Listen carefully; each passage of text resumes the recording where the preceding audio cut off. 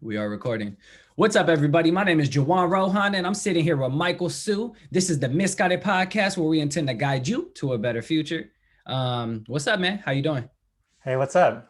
Happy to be Uh, on podcast today. yeah, of course, we got Michael Sue. He is a real estate investor and software engineer, and he is from the Bay, which I just found out. But that's super dope. So yeah, man, how's your day going? How's your Sunday going? Sunday's good. Getting back to work tomorrow, so Yeah, you Sundays know, is like that's like always in the back of a your little head, bit of Monday blues coming. huh? Yeah, Yeah, yeah. yeah, for sure. I got like took 2 weeks off, so I got my rest, so it's all good. Why'd you have 2 weeks off? Because the holidays? Yeah, well, I didn't take any vacation for the rest of the year, so Oh, that with this was a with COVID and everything, there's just a lot of stuff going on. I never really found a good time to take vacation. There's other people who had issues crop up and whatnot, and so just kind of didn't take vacation till the end of the year. yeah. So you're a software engineer.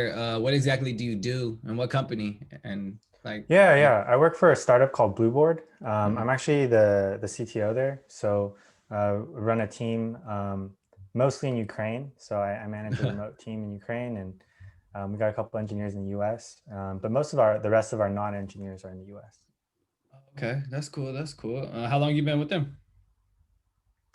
Long time in the startup world. It's been 6 years actually. Oh, So that it's is a like long time. You like, yeah, ah, yeah. damn. Startups usually you hop around every year or Uh, two, yeah. 3 years maybe. But yeah, I've been there forever. Well, it seems like you're liking it. That's good. How are you guys dealing with COVID? How was that? Yeah, no, it was tough going into it. We ended up finding our stride. So basically, we basically help large companies do travel and reward their employees with experiences. So a lot of travel, a lot of like trips to Disneyland, a lot of like, just a lot of like local trips, maybe like a massage or like a class or something too. Okay. But we really were worried that, people can't go out and about anymore. What's going to happen? A lot of people ended up, doing stuff locally or having stuff delivered to their house, like some in-home experiences. And then we also had a lot of kind of presidents clubs, kind of who couldn't travel anymore, and so they kind of signed up with us. So our business ended up doing fine, but there was a lot of struggle, and we were really worried because just being in the travel industry, just being related to the travel industry, Yeah. going into COVID, we're like, oh, like what do we got to do to survive? Yeah, nah, that's how we kind of felt. I mean, I run my business through Taro, so does Mike. So you're Michael. We also have another Michael, co-host of the Yeah. podcast. But Yep. he does Taro and Airbnb, and we were kind of skeptical, like, oh shit, like this is our business that's about to be affected. But then Right. turns out it really wasn't. So it was like the Exactly. opposite. Like we survived 2020. And we're kind of the key is to find ways to adjust, and we talk about that a lot, is 100%. like, what are you doing to adjust? And I've heard a lot of things with entrepreneurs who are into the Airbnb business. They're like exclusively renting to traveling nurses, you know what I mean? Like that's a great way to adjust. Now they're taking their business off the Airbnb platform, creating their own website kind of marketplace, and renting to a specific people who's always traveling right now. You know what I mean? So that's super good. And that's kind of what I've been learning. Is just you got to find ways to adjust. And Yeah. I'm sure you figured that out with your real estate investing. So let's go ahead and talk about that, man. How'd you get into that? Yeah, I mean, how I got into it goes way back, but I basically bought my first property in June of 2020. So I haven't been investing for that long. But the thing is, I actually was on Bigger Pockets in high school back in like, I What? don't even know when. Like How'd it you must have even been when it first came how'd you out. find out about that? Yeah, what the hell? Damn. So I think there was a site that I kind of like would browse sometimes called Motley Fool, or I think now it's fool.com. Okay. And so I used to kind of, read that in high school just because like I must have read a book or something that told me to like, hey, look at fool.com. And through that, I remember like finding this Bigger Pockets website and I was reading about it. But, as a high schooler buying a house, especially if you're growing up in the Bay Area. It's like, well, I can't do that. Yeah. Yeah. Yeah, but I kind of came back, every couple years. I think like in college, and I remember in 2013, I seriously considered buying a house in Vegas, which would have been great, but That that would would have have been been great. outside. Yeah. Yeah, that would have been amazing. Yeah. But outside of California, so I ended up not pulling that trigger. Cool. Let's talk about that. So starting in high school, you first got introduced to real estate. Let's talk about where you went to college. Let's talk about your kind of journey from there, and then we'll get into kind of how you acquired your first deal. So go ahead. Yeah, sure. So first was college, right? College, and Yeah. you said Yeah. job. Yep. Okay, yeah. So I went to college in UC Berkeley. So Bay Area born and raised, and then kind of went to a local school. And then I actually graduated with a business degree, but I was going to double major in CS and business. But I Okay. actually ended up first dropping out of college, actually my junior year. Um, my um, my my internship was with a tech startup, part of like the Y Combinator accelerator called Five Stars. Okay. And they basically had offered, hey, why don't you just stay on full time and then, not go back to school. So I actually ended up dropping out, working as a software engineer there. That's And crazy. then my parents, Asian parents, they're Yeah. like, dude, we're gonna kill you. Like Yeah. we Yeah. paid for 3 years, About to like, disown you. you've been through, yeah, exactly. You've been through 3 years of college, you got to finish. So, I ended up basically going back to school, finishing my business degree, which was a lot easier to finish. And then graduated and went back to being a software engineer. So actually, So how long we're were talking about you this. out of Yeah. school for? I was actually only out of school for like a semester and a half. Oh, I say okay. half because I was kind of working part time the second semester. I Yeah. only needed one semester of business classes to finish. Oh, okay. So it wasn't that bad. And then I took, and the summer. So it felt like a year, but it was, technically speaking, I only dropped out for one semester. It wasn't that long. Okay. Cool. Cool. Cool.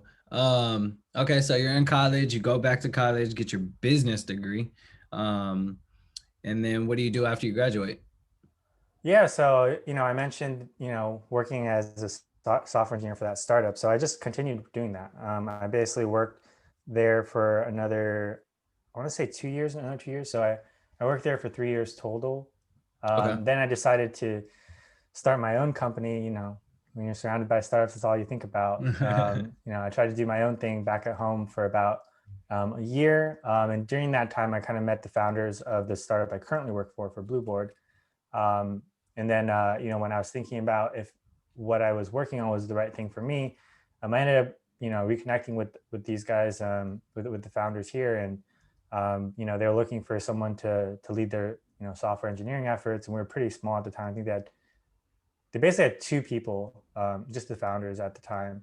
And so I joined as the second employee, actually. And then, it's been 6 years since then. So now that's been a crazy ride. We have like 100 plus employees now, I think. Oh, wow. Yeah. Really? Yeah. Cool. Across the world though. But, Yeah. some Yeah. countries Yeah. are a little cheaper to hire in. Yeah. But yeah. Ukraine and stuff. Yeah. Yeah. Okay. Yeah. That's We cool. have some That's Philippine VAs too. So those are a oh, lot. Yeah.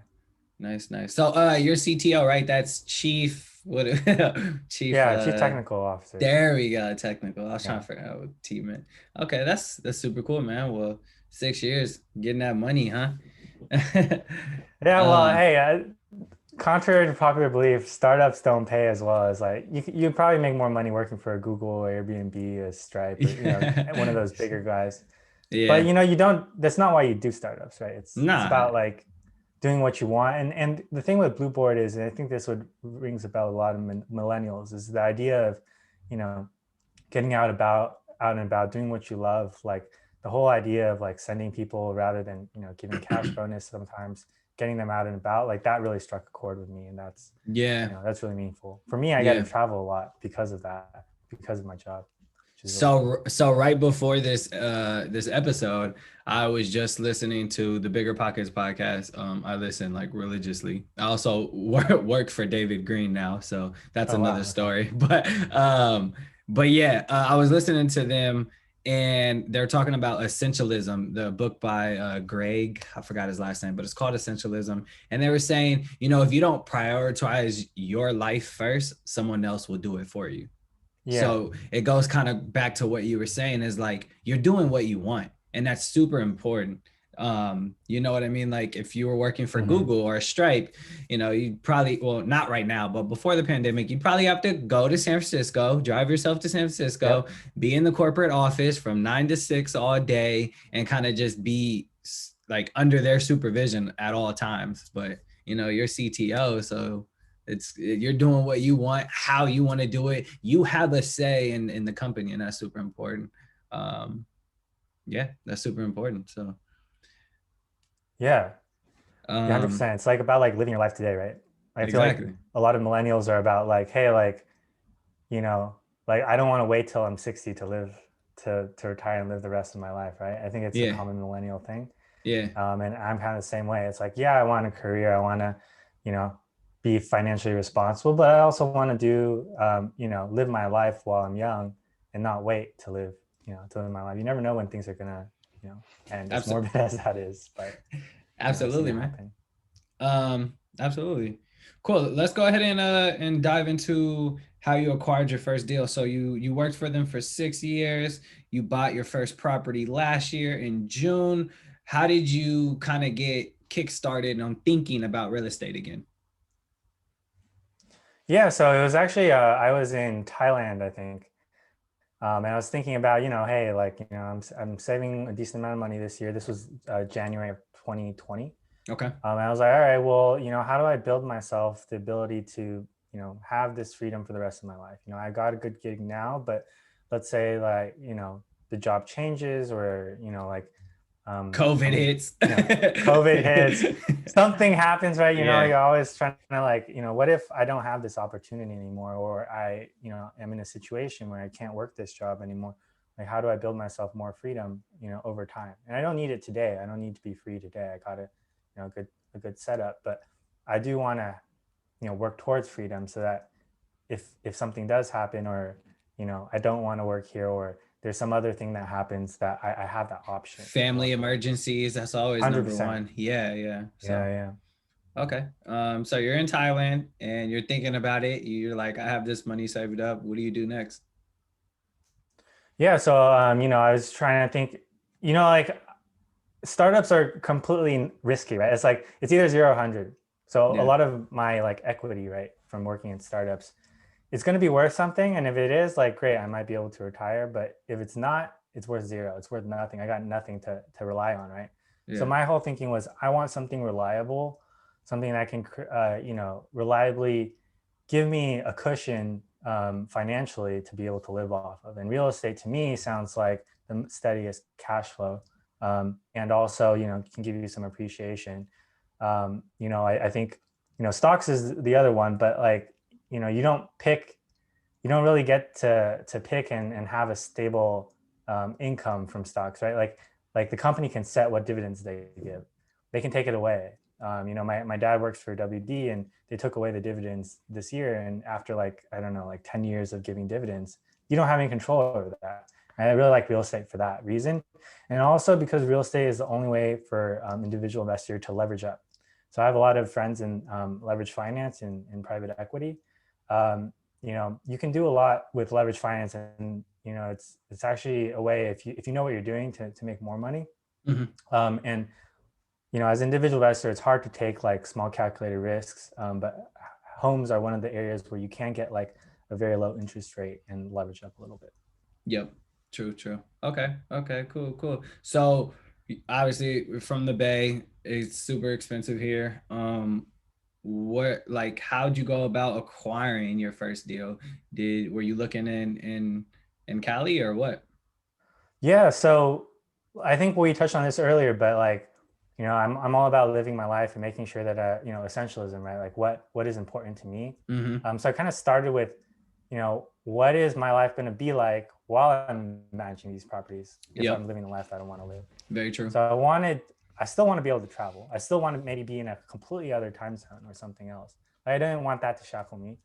So I already know I'm going to be managing long distance, right?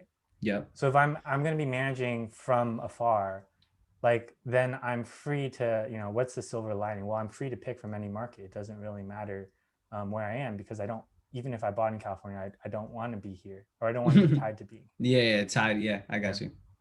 Okay. So I ended up buying my first property in Indianapolis. So E. in Indiana, yeah, Okay. there's a lot of investors out there. To be honest, like, I did like look at numbers. I did look at, like, job growth rates and all of that. But at the end of the day, like, to some degree, like, if it's hot with investors, it's probably a good enough place to start, right? Yeah, that's where I'm I looking. That's guess. where I'm looking right now. Like every day, I Okay. like am looking. I wanna invest in indie so bad. But yeah, Yeah, it's a hot market right now, and I mean, it's shit. hot. Yeah, just a couple years ago, you could buy fucking 3 bedroom houses, 2 baths for like $29,000 and fix it up, and now those things are like worth like 150. Like, so Yeah, 100%. it's But you crazy. can't go back in time, so you just do with what you have now. So you No, just but you even just gotta even still buy. now though, even now is a great time to, if you're not a flipping fixer, flipper, whatever, it's a great time to Yeah, yeah, buy fix and flip. Yeah, buy buy and hold or burr. There's yeah. so many exit strategies in real estate, which is also the thing I like. In stocks, you don't get that, man. You don't get to That's what I control. love. Yeah, Yeah, you don't get to, like, literally stocks, you have no control. You just put your money there and you fucking pray, right? Real yeah, estate, you put your money in there, but you can kind of change. There's variables you can change to make your money kind of work for you in a sense. totally, So that's why I like real estate a lot. But totally. And I think that's my favorite part about it is, as you said with stocks, everyone's buying the same product. With a everyone, house, it's a local market, right? Your house is unique and special in and of itself. And there's, maybe you got comps, you got, similar houses, but it's still something that you control, and you can uniquely change the outcome of that house. very true. Yeah. Um, and so, like, for me, actually well, I'll start with Indianapolis property, but I was going to say, like, there's a lot of things you can do, like you were saying. And, I've been doing some more creative stuff, some more financing, some off market stuff since then. And it's just so powerful to have that control. Let's But hear about it. Let's go into this indie one real quick. yeah, so India, like, basically, starting off, you say you work with David Green. Well, that's how I started. Yeah, he wrote Long Distance Investing, right? Hmm. First book I read, I think, when I was getting back into real estate. And basically, like, one of the things I came up with was, dude, I just need to pull the trigger. So how do I do this? Like, I just kind of read through his book, followed his method, found a realtor. That's $10 investment right there. Yeah. And then Find the four people, right? yeah, Yeah, yeah. your team, your Yeah, four, I yeah, don't know, 14. pillars or whatever Yeah, it yeah. It was. was like something. I think it was ours, but Something like pillars, that. pillars was Oh, good. ours, maybe it was Yeah, I that. think Yeah. it's. But But basically, I just started getting, agents, or actually had one specific agent who's just sending me deals every couple of days. And basically, I would try to make offers. So Brandon Turner is big on, like, having a funnel and analyzing X number of properties every day, making X number of offers every day. So for a while, I was doing that, and I was trying to, like, get a property. It still took me a couple months, and, like, lots of headache. yeah. But I finally closed on a property in the middle of the pandemic, and it finally closed in June. I had a lot of issues with loans at the time. Um, Ooh, ooh. they were, I definitely yeah, want to hear because about that. yeah, for sure. So basically, like, right when the pandemic hit, nobody knew what was going to happen, right? So I was using Credible.com, and they were the specific lender was Stearns. So basically, like, I got a really great interest rate. I think it was like I want to say it was 3.5% or 3.3%, something like that. It was in the low threes. But they basically didn't, one is they weren't used to working remote. So, like, all their papers and stuff were getting lost. Communication was getting dropped. And then, like, as we're going through the closing process, like basically everything that could go went wrong, because, like, every single person in the process was not used to working from home, was not used to, like, communicating online, was also worried that the pandemic was going to lose them money. So they're underwriting super strictly. Like, they're checking and, Checking crossing all their, everything. Yeah. yeah, checking like everything. And that just, like, elongated the process for a long time. So Okay. I actually almost lost the deal because of how long the closing took. How long did you close?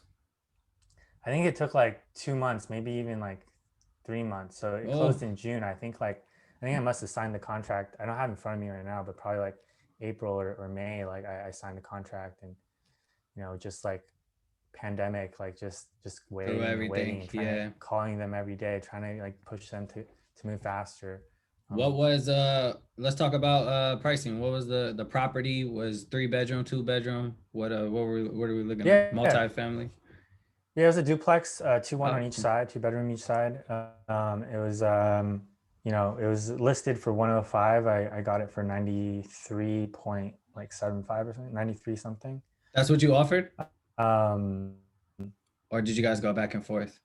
no, that was what it came down to. I think I offered, we went back and forth. I think I Mm. offered, I don't remember the exact number now, but basically went back and forth a little bit. There were some issues during inspection, so we brought the price down a little bit. Okay, that's good. Um, See, that's good for people to know is that like, you can offer a lower and then negotiate, and then when this inspection does come in, depending on that price, if how much is in damages, the seller will be willing to take yeah, that off. Which just yeah, happened. It just happened to Mike when he bought his property too. So yeah. okay. Yeah, I Um, mean, so for me, it was like I think I had a higher number actually, and then the inspection brought it down. So, a uh, lot of times you want to make sure you inspect all the right things. true, true. Actually, like my second property was bought from Craig, who's on your show, Craig Kirilop. What He's a really? house hacker. Yeah, yeah. So he's a house hacking guy, right? So I did a Yeah. house hack with him, but he's all about like doing certain inspections that are likely to like provide a lot of value for you. Uh-huh. So like sewer inspection, because your normal inspection only checks the house, right? But for him, he also adds sewer, and then forgot the name of the other one, but I think it was radon levels.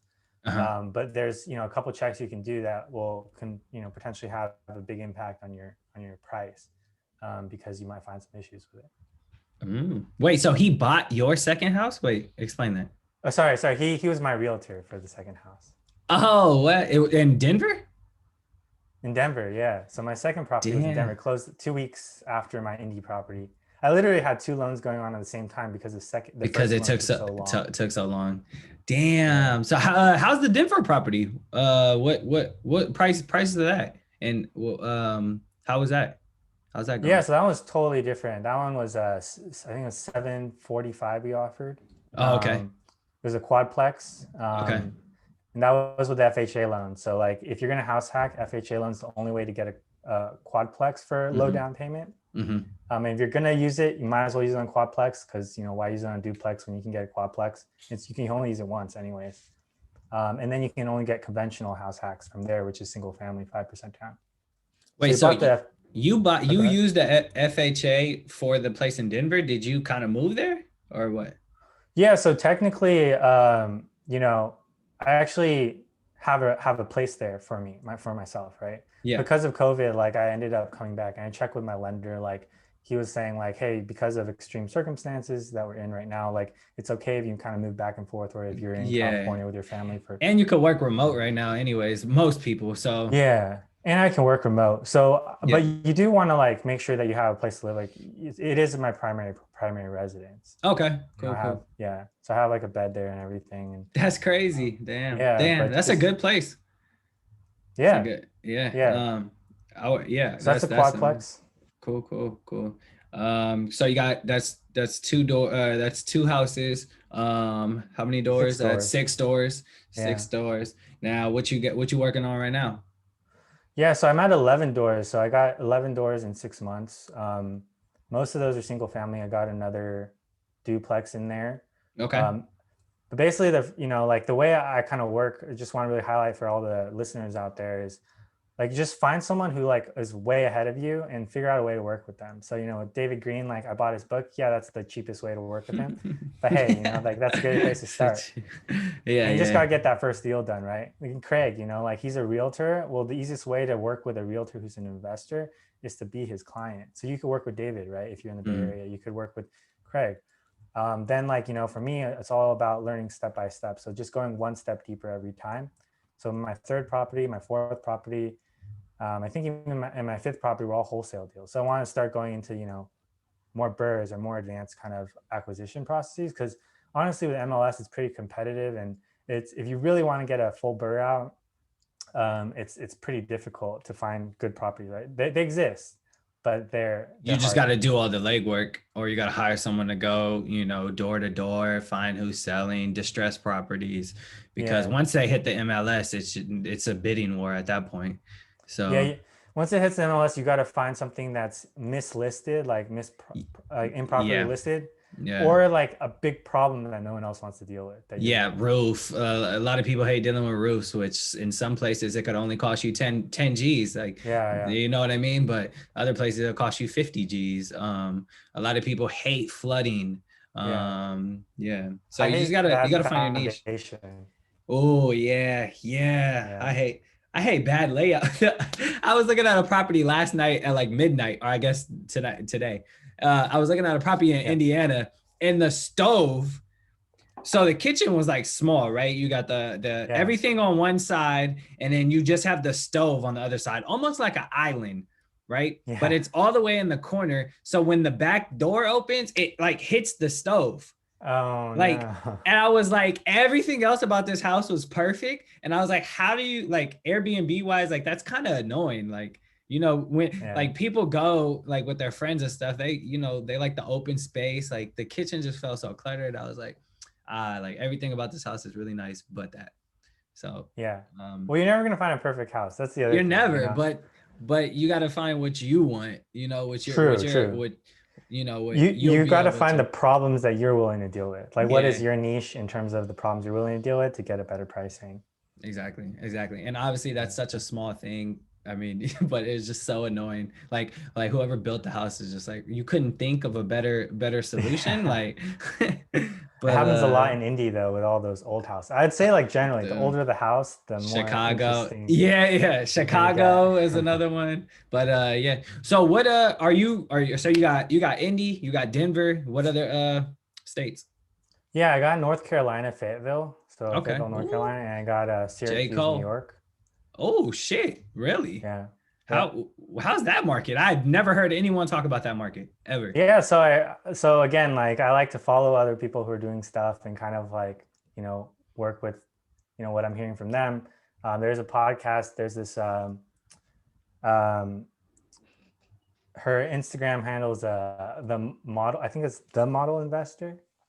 But basically she invests in Syracuse, and the cash on cash is great there. Like it's you can get 2%, sometimes even What? higher.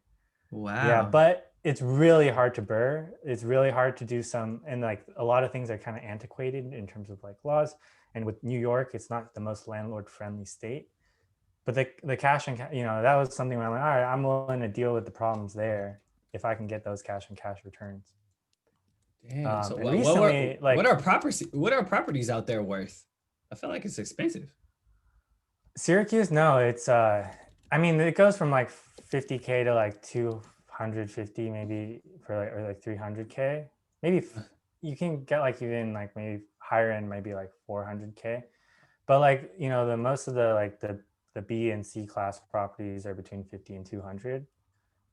C class, a lot of them are like 50 under 100K. Yeah, I'm looking. Um, I'm looking right now. Average is 114. yeah. Dang. I've never heard anyone talk about Syracuse. I might start looking in there. That's cool. Yeah. So that Um, one's like cash flow, right? So it's like, mhm. why have so many markets if you're working long distance? Well, you spread out your risk, but also for me, like I have different types of markets. So like Denver, classic, more like the Bay Area. It's like appreciating, high cost, it's really hot. So I got that, but it doesn't cash flow as well, right? So I'm doing decently on this quadplex, but if I keep house hacking, Craig's method is by the room, right? You rent out by the room. So that's kind of that's gonna work, but it's a lot of work. And I see like Craig Did you read his just book? seems like I haven't finished it, but Oh, I've read okay. a lot of his like other stuff. The thing is like I've been reading a lot of different things. So like if I feel like I don't need to know more at this moment, I won't continue reading the book. Yeah, because then you just put yourself in like that analysis paralysis stage. Um, where too much Yeah, information is and being for thrown house at hack, you. Yeah. yeah. And the other thing is like I've talked to a lot of other people who are house hacking and gotten a lot of information that way. So I didn't feel like I needed to finish the book at the time. And also I was talking to Craig already, right? And he would basically like run me through the property and how he was thinking about it. True. True. Um, yeah. But Well, that's yeah, cool.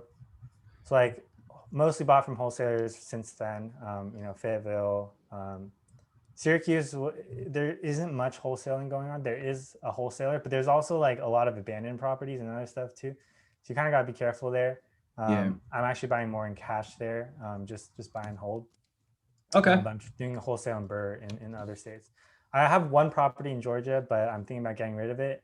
One of Why? the to be Georgia's honest, popping because right now. They're the it only thing is, it open. is, and I'm in. Yeah. Well, I'm in Hinesville. It's a kind of it's another military town, kind of like Fayetteville. Okay.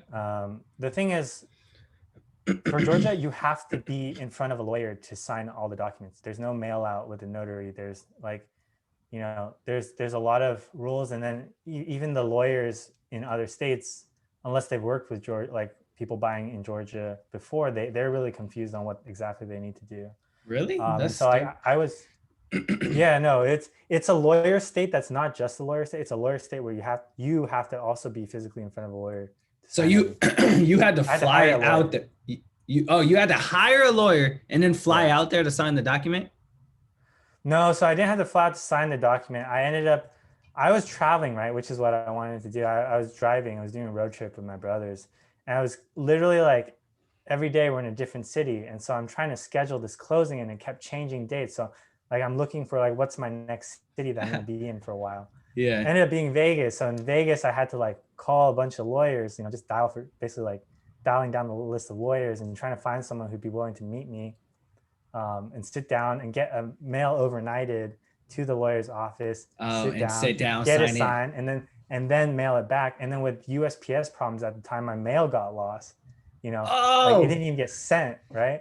Like I had so many problems with that closing. It's so stressful. It came down to the wire. Now the property is closed and it's fine. But I think the other thing that people told me was just like you should just build your systems up in a couple areas first. Like the more areas you have, the more teams you have to build, right? So like with David Green, right? You need Very true. you need the different people in your team, but you need the different people in your team in every state and city you're in. So that's a lot of Yeah. teams to build out. Yeah. So like, yeah, I might go back to Georgia, but once I sell this property in the future. But it's also really important to think about like just like, maybe I'm just going to first get like, 5, 10 properties here, 5, 10 properties there before I even look at another state. I want my systems down. I want, and, my economies of scale, like with There you go. property managers, you get 3 or 4 people or 3 or 4 houses, and they'll give you a better rate and stuff. And you got contractors that know you own a couple properties, they'll give you a better rate too. Facts, facts. Okay, cool. Let's talk about the creative ways you're coming up with financing. A lot of the problems people face, shit, we're facing it right now, me and Mike, Yeah. but is um, the best ways to come up with the money for down payment, right? Um, Yeah. or bringing people aboard who have the cash, but you're doing the work, or going to through wholesale, um, or lending problems.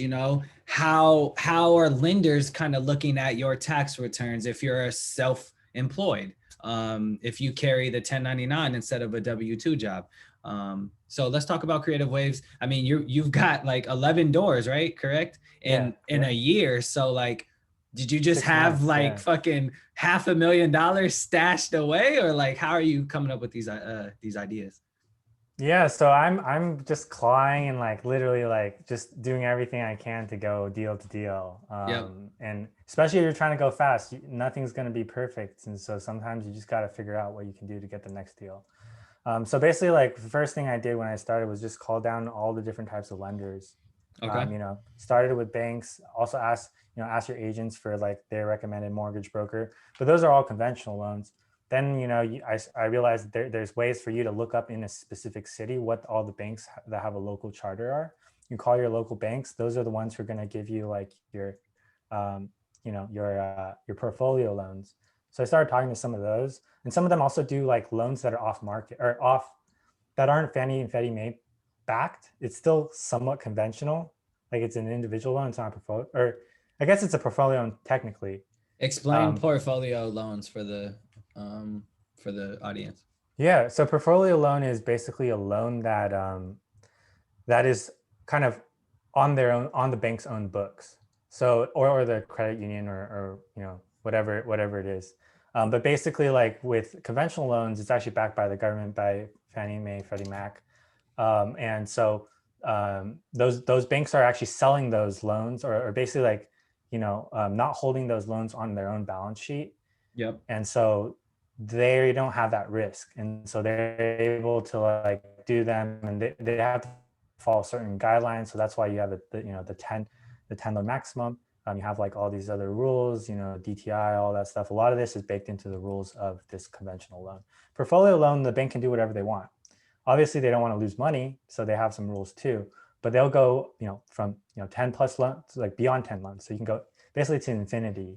Yeah. Some banks, maybe they don't want more than 20 loans with a client, and so you might have to change to another portfolio bank. But basically, this is how you go, above and beyond your 10 units. And even if you do get to 10 units, like it's a lot of times they're a lot easier, and there's a relationship built up. So it's basically just a different kind of bank. There's also like asset-based lenders, which aren't banks. They might be able to move faster. They probably have a higher interest rate, but they can move faster. They usually have less stringent requirements. There's stuff like Lending Home out there, Dominion Financial. Yeah. Like there's Yeah. yeah. So they'll do like other types of loans, and then you kind of can mix that with your hard money. So if you're doing a BRRRR or something that you can't get a conventional portfolio loan, long-term rental loan on, you might do like hard money loan first. Yeah. So that's kind of like the first kind of things I kind of looked into, trying to see rates, see what people were willing to offer. I also got some private money. So, I started with friends and family, which where most people go. There's a lot of rules and regulations about how you can market that you take private lending. But basically, like once you have a relationship established with someone, you can bring it up legally. Mm-hmm. So I have some private money that covers, some of my properties, or maybe I use that to buy the property and then I refinance into a conventional loan. Or maybe the property is kind of like, like 50K or something, and I just put a private money loan in there because the fees for doing the closing costs for the mortgage are going to be like 10% or 5-10% by itself. Yeah. Yeah. No, Yeah. that's true. So there's definitely creative ways out there. Let's go I'd back to say, the go ahead. oh, go ahead.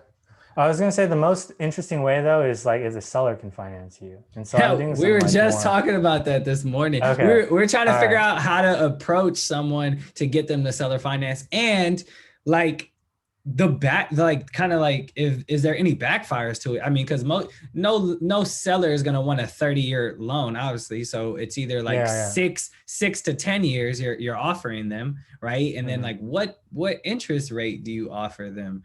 Like that's great. Yeah. Let's talk about that. Have you done it yet, or are you doing it in the process right now?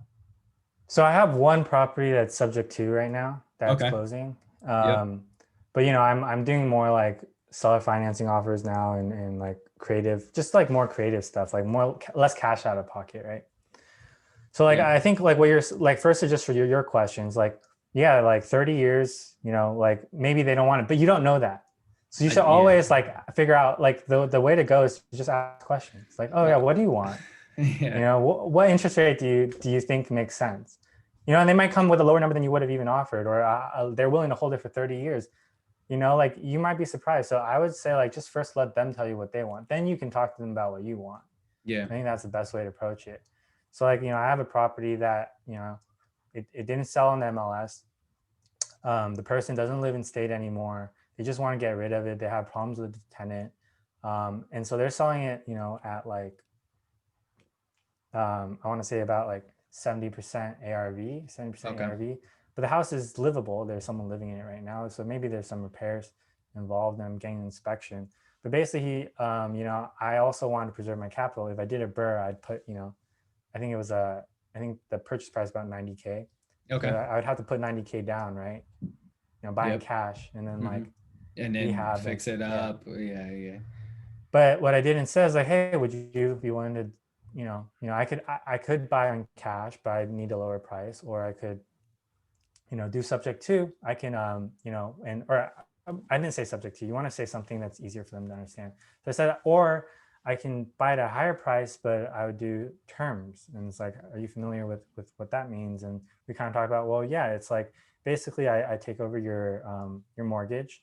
I pay you the difference between purchase price and the mortgage upfront on closing, and then if you're willing to, like, I can then pay off your mortgage. And then he was like, yeah, okay, that that could work for me, but I don't want to be dealing with this for like 5, 10, 15 years, right? I'm like, all right, that's okay. Well, what I can do is, because this one I had enough equity going into it, I was like, okay, well, what I can do is once the tenant moves out, the problem moves out, I can fix it up and put another loan on it. I just don't want to put a loan on it twice, like, get a loan to buy it and a second loan after I fix it up. Yeah. So if you're willing to, like, I'll hold it, you'll hold your mortgage for like 6 months. And then at the end of that, I'll fix it up, and then I'll get a new mortgage, and I'll wipe out your existing mortgage, and you'll basically get what you want. So I was basically problem solving with him. Yeah. What is your goal? Like, what do you want out of it? And basically you just want to get rid of it. You want to get rid of the mortgage. And so, and it wasn't selling. And so I basically offered him a solution to that. What, when is the tenant moving out? Tenant's moving out in March. So basically the tenant is paying late every month. And it just like doesn't respond that much, which isn't that bad. Like, I'm willing to deal with that. And like, so if their lease is up in March, like there might be eviction moratorium, like who knows, like world's crazy right now. But my idea is like, like if the tenant moves out in March, I'm then able to turn the property around and get a loan, probably by, May or June. So I told him, like, by May or June, like, I think I should get it cleared out for you. Worst case, in the contract, we'll put December just to give me time in case there is problems. And he was open to it. And so I got a Burr property, like, that had the numbers that could make it work. I don't know if I'll get all the money out, but it's pretty close. But I only need $5,000 to drop in the deal. I was just about to say, so yeah, numbers wise. So for the listeners out there, seller financing means the loan is under his name still. So this is technically subject to, because it's still a mortgage. True. But it's like seller financing. It's almost the same thing. Yeah. Yeah. So but the loan is still in his name. So he's willing to. The loan is in his name, yes. To keep the loan until, I think your contract said December. When you can get a loan in his name, and you're putting 5% down as your down payment instead of $5,000. $5,000. Yeah, up front, right? It wasn't quite 5%, but yeah, $5,000. Okay. And then how are you dealing with like paying the mortgage? So explain kind of like, he said he didn't want to pay the monthly mortgages, or the tenant was paying late. Or do you have to deal with the tenant now, or like? Yeah, so I'm gonna be the get property manager on the property, and the tenant keeps paying late, we'll just send them like a notice that we're not going to continue with the leasing. But yeah, I have to deal with all the problems now. But that's the value I'm offering, right? Yeah. True. That's why he's willing to sell it to me with a discount with these terms. But basically, like, I'm working with someone. So this is my first one on subject to. So I'm working with someone else who's done it before. But my understanding, and I'm still working through right now. So if I say something wrong, just double check with someone else. But I think like basically what you do is you have a power of attorney, so that lets you go into the and set up your bank account on their mortgage. To automatically pay off that mortgage. And so with the power of attorney, you have legally in writing and with the deed and everything that you own the house now, and you have permission to go pay the mortgage. And so then you go and pay the mortgage. So, I mean, there can be problems with that's what it is. Too. Yeah, you said it right. Cool. You're going to say there can be problems with subject to? Yeah, I mean, the person might want to get rid of the loan at some point, or, they could try to call due on sale clause, call the bank and be like, hey, I don't like this guy. Like, hey, let's do due on sale clause, on this guy. There's things like for people who've held the subject to for a long time where they might have problems down the line, but you have to protect yourself legally and have that all in the contract. But for me, this is a very True. short-term one, right? I'm going to put a Yeah. loan on it eventually, like within a year. So Yeah.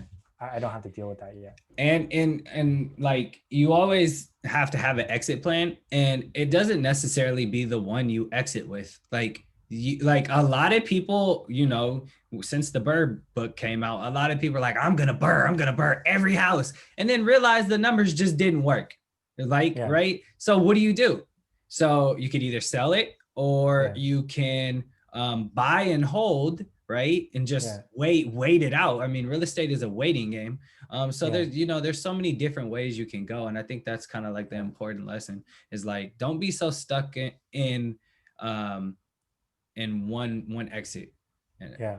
so, And don't be stuck on perfect burrs. If you're getting a oh, discount, that's good but enough, right? yeah, you're never going to have the perfect deal. I don't think there's If you anything. don't get all your money out, and a lot of people are like, hey, I still left 10% of my money in there. Well, hey, you got a property with only 10% down, and you got extra like 15% equity. And Like, you don't don't have be so another stuck loan always in your on. name. Yeah. True. Yeah. Um, well, yeah, no, So, and this one actually, I have my exit strategy is pretty interesting. I might actually lease this out to an Airbnb guy who's gonna pay me. Who's gonna have a master lease on my property, but pay me like $200 above market rent. So I actually get like an extra $200 in cash flow every month. so you're gonna And he's lease gonna, it to a guy, and you're giving him the okay to Airbnb the property as long as he pays $200 extra a month. and he's gonna clean the property, every single tenant, and he's in charge for all the maintenance and repairs except for capex. So I'm in charge of the roof, the HVAC, all that Yeah. stuff, right? But he and his team is going to be in charge of painting the walls, like scratches on the walls, like minor repairs inside the house, because his business is the Airbnb side. But this way, like, Wait, there's some synergy, right? Like I get more cash flow, I have some maintenance, and I'm boosting all this dude, stuff. So it's really cool. We're talking about what you can do with real estate. You can be creative. Like, you that's combine all these different amazing. strategies. You take subject to, you take seller finance, you take all these different things. You combine it with like people who are doing Airbnbs. You do lease options. There's like all these other things you can do. The more you learn about real estate, I feel like the better you get. And so that's why I'm always like, just get started and just be focused on learning one more thing every deal you do, and How you're did just gonna this get that guy much better. find you? How did he find you? He's my real estate agent. That's Yeah, crazy. That's I'm gonna lease that's it back great. to my agent. Yeah. Yeah, that's super cool, man. I Well, found this deal off market, but my agent is the one who approached me like, hey, if you buy properties that are nice, that are Airbnbable, like, hit me up. Like, I might have something for you.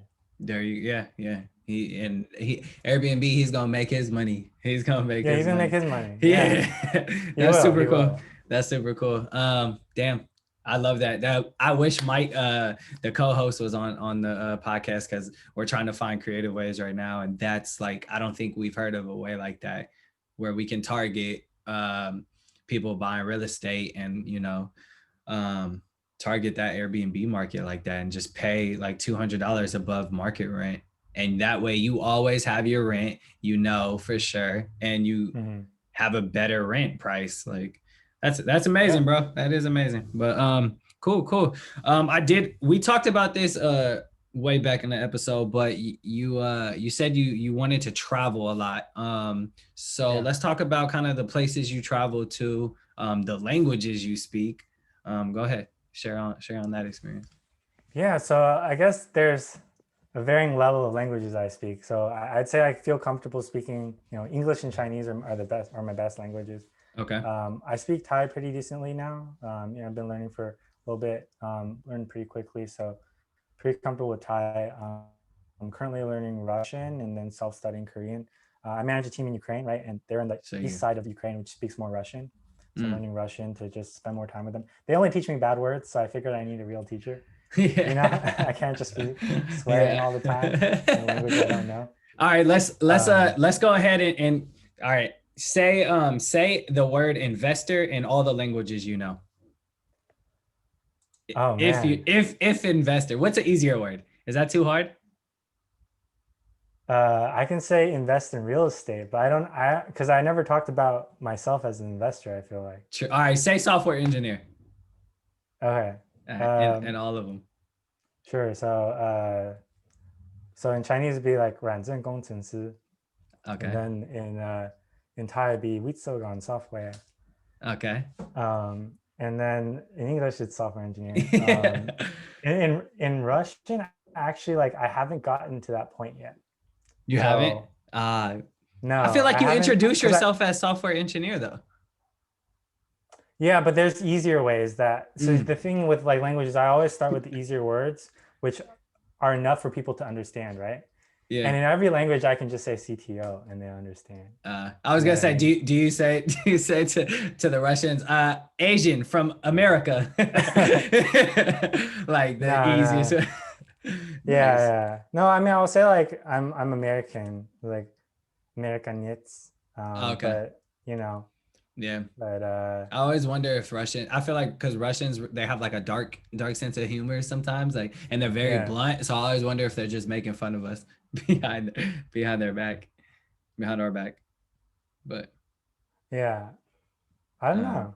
I mean, like I just my team's really friendly, and but they teach me things like I don't know if it's okay to air, but like you can say anything on the are you pod. guys PG-13? No, not at All all. right, it's a skin of a dickhead is Zalupa, and I was Oh yelling this on Jesus. a kayaking trip we were on.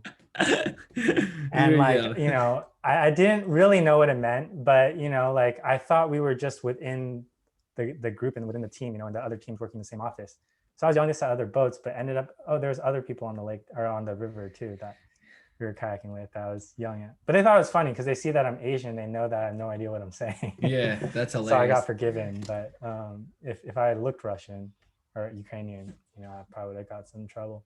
That's hilarious, man. Um, Well, that's cool. So yeah. where'd you travel to? Let's talk about. Yeah, last year, well, so I mean, I've been traveling every year, but last year was kind of my first year as fully digital nomad. Like before, I might go for 3 months or something. Okay. But I always go to Ukraine for work. I was in Austria, Thailand, Korea, Taiwan, Laos, Cambodia, Jesus. Colombia. Actually, I Oh was in shit. Colombia too. Learned salsa there. Mexico. Are you doing all For this by yourself? I'll meet people in different countries. I met some coworkers in Thailand. I met coworkers in Ukraine. Met coworkers in Mexico. Okay.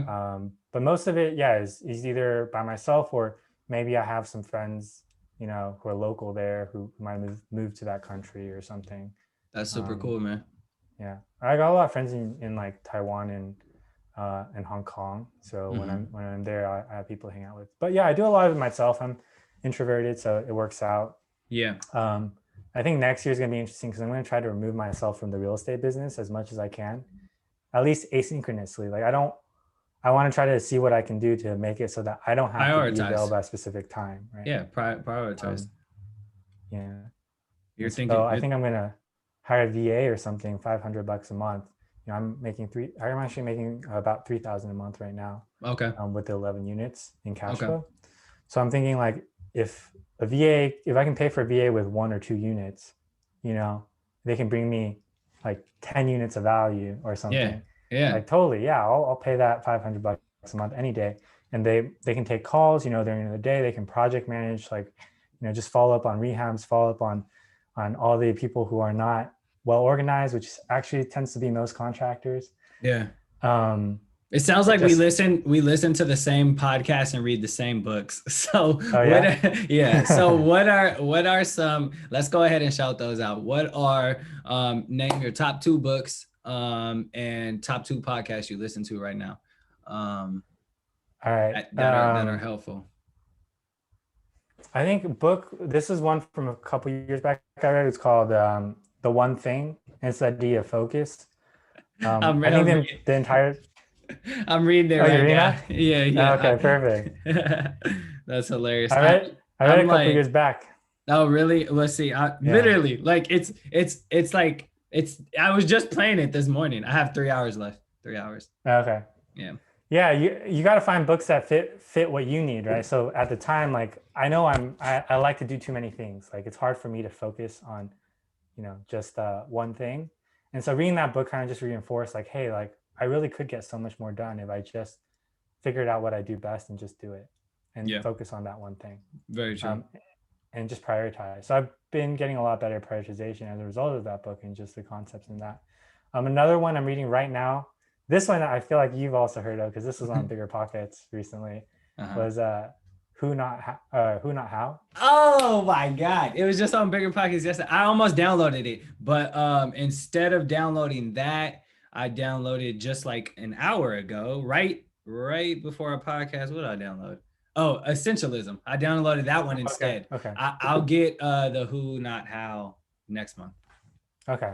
Yeah, That yeah. one is cool because I mean I'm not done with it yet, but the idea is like you figure out who can do the job rather than how you can do the job. And as Which is Americans, that's exactly what you were just talking about the virtual exactly, assistant. exactly. Yeah. So And it's also like my job right now, you know, I need to keep leveling up as a manager of a team, right? very true. And sometimes I'm just like, oh, I'm just going to do this myself. And I think David had mentioned on the podcast, he has the same problem, David Yeah.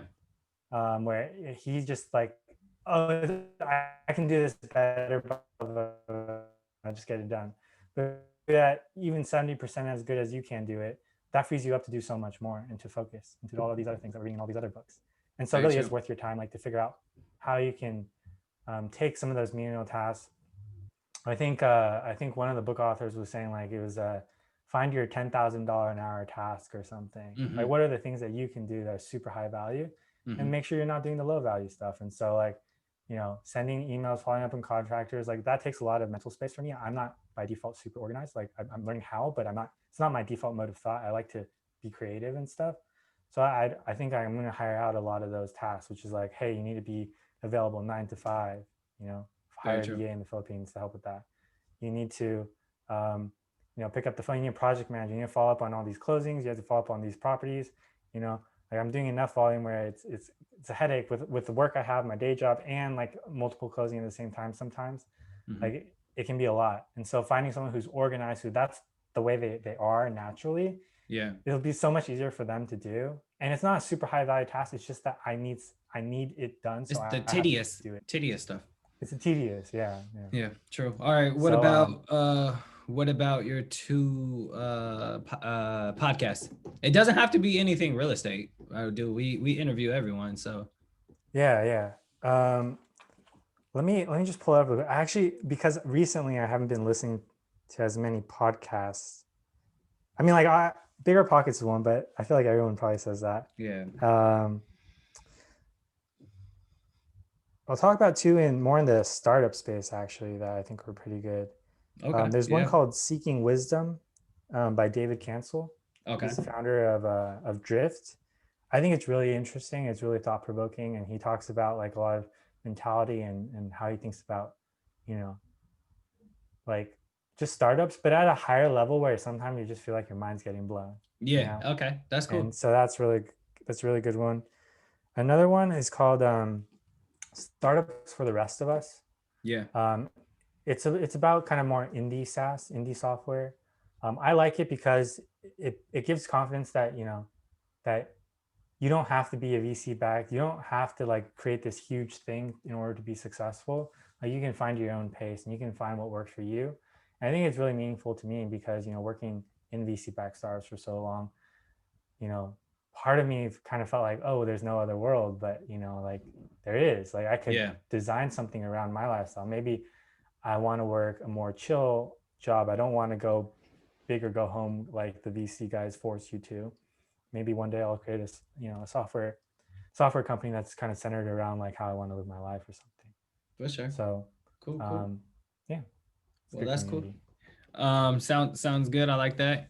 Let's go ahead and move on to our last segment. It's called the guided conclusion section, where I ask you one question in advance. The question for you today is in 2021, what is your goal? And then I kind of want you, while answering that question, I kind of want you to give advice to the audience listening on kind of what goals should they focus on in 2021. Yeah. Well, I have a lot of goals, but I think for this podcast, it's better to stick to the real estate ones. I'm guessing, Yeah, or the financial ones. what? Yeah, anything financial. Okay. Anything financial. So like my main financial goal is to hit 10K in monthly cash flow by end of Okay. 2021, and to make 200K in revenue through real estate. Okay. So these are all stretch goals. I don't know how I'm going to hit them as of today. But I think that's the first thing I wanted to give to your listeners is set a goal that's a stretch goal that you don't know how you're going to hit, but that is reasonable given where you're at. So, Okay. I have 3K in cash flow from this year, and I'm starting to run out of cash, but, 3K to 10K, like, doesn't seem unfeasible. I just don't know how I'm going to get there. Right. Yeah. And then Creative strategies. totally. Yeah. So that's why I'm doing more creative strategies. I'm doing more off market stuff. But what you want to do with goals is not just set them and then set and forget, set them and just not know how you're going to execute on them. Then once you have your goal for the year, work it out into like quarterly goals, or like, in the corporate world, OKRs, like, Mm-hmm. and figure out like, what do I need to do this quarter? What do I need to do this month? What do I need to do this week? What do I need to do today? Not True. everything is broken up like that. Like, software is really difficult, but most things in real estate, you can break down into a daily task. And you want to focus on what's in your control, not what the outcome is. It's not, I want to buy one house this month. Or it might be that you have to buy one house this month on average over the next 12 months. But what is the task that you can control that's 100% in your control? You can make an offer every day. So maybe you say, okay, well, it takes me 20 offers to get a house. So if I average 20 offers a month, every month I'll hit 12 houses by the end of the year, as long as I have the financing and everything else. So like basically I could break all of that down. So for me, I think I can hit about $300 a unit. If it's a single family, I might be able to hit 400. So that tells me, I can work backwards the number of houses I need to get to 10K. Then I need, okay, well, if I get this many houses, how much financing do I need? Like, do I need to raise private money, or does it have to be creative? Like, what can I do there? Mm-hmm. And so then I can work down into, okay, these is the number of houses I need to acquire per month to hit that 10K mark. And here are the options I have to finance. And then for this quarter, I'm going to try creative financing first. I'm going to try direct to seller creative financing. So kind of just prioritizing your list of, in what direction you want to head. Prioritizing your tasks that are most important to you at the moment. So yeah, picking a direction. Yeah, pretty much breaking it down into. Go ahead. You got. To break it down into something that's actionable and clear that you can execute on. That doesn't require someone else to say yes to you. Yeah. I was gonna say break down your bigger goal into smaller tasks to where you can 100%. Complete it, knock it down like the domino effect, and boom, that is great advice. That is the guided conclusion section. I appreciate that, man. That's great knowledge. Go ahead and share all your social medias to where they can reach you at if people want to link up with you. So I don't have much on my socials right now in terms of real estate, but I'm getting there. That's one of my goals for 2021 is to share more content and share more value with the community. But on Instagram, I'm Michael Su, MICHAELSU. And then I'm starting a YouTube to talk about like real estate and some other stuff. If you go to michaelsu.tv, it's going to redirect you to my YouTube channel. There's no videos yet, but hopefully by the time people listen to this, there will be. And I'm starting a blog called Default Rich. The idea is like, how can we, especially people who don't have a financial plan in place that they feel confident in to be able to retire, how do we like set ourselves up to guarantee that we're basically going to have enough money to live the life we want to live? So I want to start with like a simple plan of how we can retire in 30 years with like a year of work. And as long as we don't touch that year of work after, for the next 29 years. And then expand on that. So like, what can we do then to expand on that and then create this, life, or create the financing that you need to be able to live the life the way you want to live it? Because at the end of the day, like, it's not about the money. Money is a store of value. Like, what is the value that you want to use that money on that's going to bring you the most value in your life? And how you want to live your life. Very true. So that's a blog that I'm going to start at defaultrich.com. Nice. Well, everybody hit that up. And I appreciate you, man. Always looking to hear people's stories. And I appreciate you coming up here, man. I wish that we could meet face to face, but with all the shit that's happening in the world, Zoom is kind of the better option. But yeah, appreciate you. This is the Misguided Podcast, where we intend to guide you to a better future. My name is Juwan. Again, I'm sitting here with Michael Su. Make sure you hit him up and share this episode. But yeah, That's it for the episode, bro. Cool. Yeah, no, we should meet up like after COVID or something.